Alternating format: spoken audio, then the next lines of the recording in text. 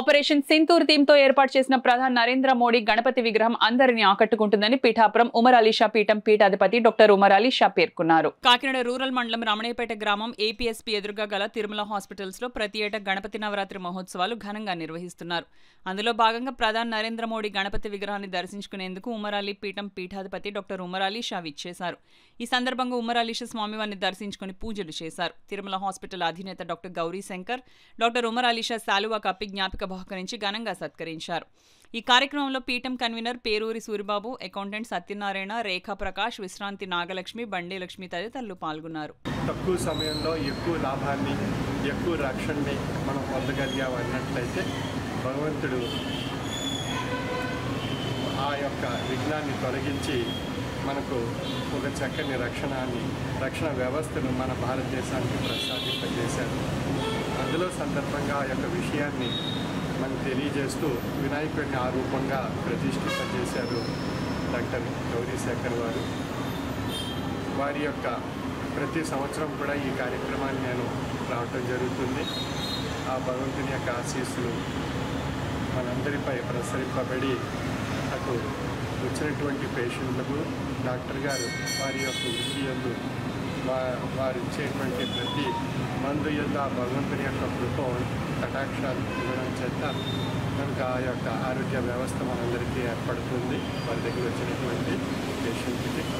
అదేవిధంగా మనందరికీ కూడా ప్రతిరోజు ఉదయం నుంచి రాత్రి వరకు మన దినచర్యలో అనేక రకాలైనటువంటి విఘ్నాలు ఏర్పడుతూ ఉంటాయి. ఆ విఘ్నాలు తొలగించుకోవడానికి మనం భగవంతుని యొక్క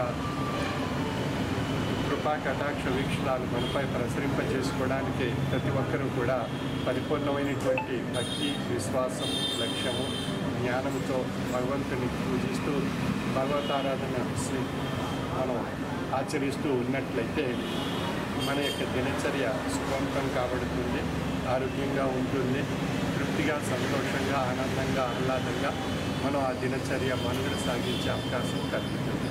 మనకు కావాల్సింది తృప్తి, ఆ శాంతి, ఆ రెండు లోపించడం చేతే ఈనాడు మనకి శారీరక, మానసిక అనారోగ్యాలు, సమస్యలు, కష్టాలు, బాధలు, నష్టాలు, దుఃఖాలు ఇవన్నీ ఏర్పడుతున్నాయి.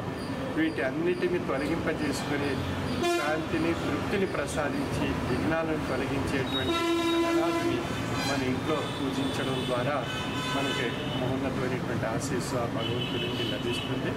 ఆ ఆశీస్సు ద్వారా మన యొక్క దినచర్య సుఖవంతం కాబడుతుంది.